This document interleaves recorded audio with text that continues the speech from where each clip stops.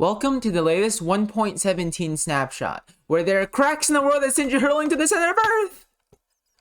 So, yeah, this seems pretty obnoxious. Definitely going to be dying to a lot of these when 1.17 comes out. Luckily, I didn't find too many of these, so they shouldn't be that common, but trust me, I have a thing when it comes to falling in holes.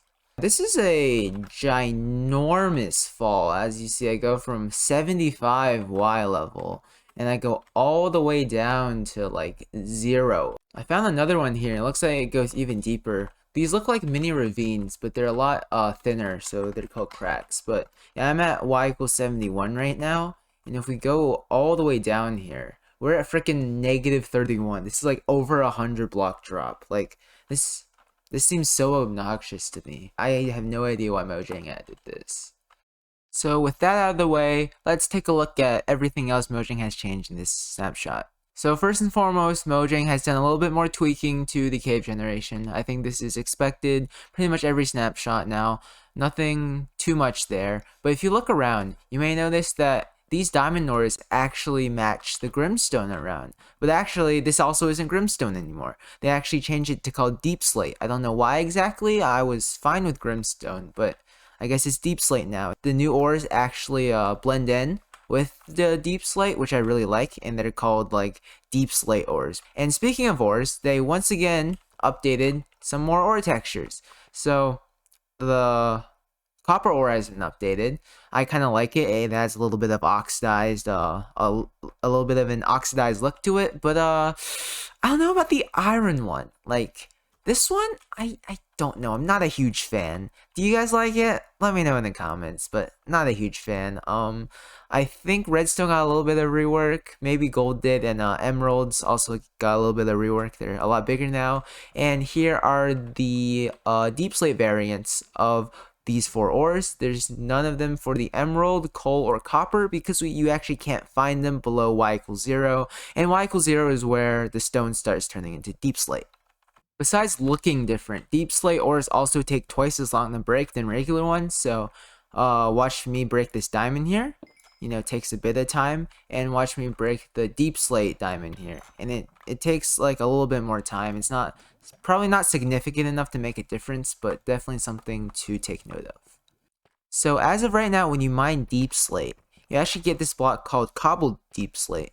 And I haven't found a way to turn cobbled deep slate back into regular deep slate, like putting into the furnace doesn't work. But Mojang will probably add that in the future. So as of right now, the only way you can get deep slate is through silk touch. Some other minor changes that they made is that andesite now no longer spawns below Y equals 0, but tough now spawns. And tough is the thing that was outside of the amethyst geode, so you might think this is a geode here, but if you mine around, you'll actually see there's actually no geode, and that's because the outside layer of a geode has actually been changed to smooth basalt, which is the smooth version of basalt from the nether. So we've got a nice, beautiful amethyst geode here, and as you can see around the amethyst, the outer layer is now called smooth basalt. And I don't know why Mojang's like changing all these block types around and stuff. Like there's not a problem with it. It just makes it a little bit confusing. But I also don't know why. It's like, you know, tough is this is smooth basalt. If they, you know, switched it around, I really wouldn't see that much of a difference. Maybe there's like a scientific reason they did this, but I'm no genius, so I trust you, Mojang. And the last little bit I'm going to go over before I talk about the new ore generation is with spore blossoms. If you place them down and have particles turned on, you'll see like an aura of like this green particle around me since I'm standing near the spore blossom. So it's similar how to like the aura around you when you're in the nether, when you enter like a basalt delta or a nether fortress. So I think this is kind of cool. I'm not sure exactly how far the aura reaches, but it looks like it's a pretty decent distance. So I think this is, you know, a pretty cool decoration and definitely makes the area around the spore blossom look really cool. So with a new snapshot comes new ore generation. I'm going to assume Mojang's going to be tweaking the ore generation a little bit every time a new snapshot comes out, or every once in a while, but I'm definitely going to expect updates on this in the future. But this time, instead of having a stair-shaped ore generation pattern, we have triangles. So Yeah, that's pretty cool. So the ore generation and like the ore yields found at each Y level hasn't changed too much, but they've elaborated on some stuff last time to give us more details. So like right here for the lapis, no air exposure. That means they can only be found through strip mining, and like you can't find them through caving. For the diamonds and the gold, they said reduced air exposure for both, which means you'll probably find less of them. They're less common in open air caves, but they're definitely still there. I've seen a ton in the caves that I was just flying through, but you can find probably some more when you strip mine. And probably the biggest change is iron can now be found below y equals -16 in smaller blobs.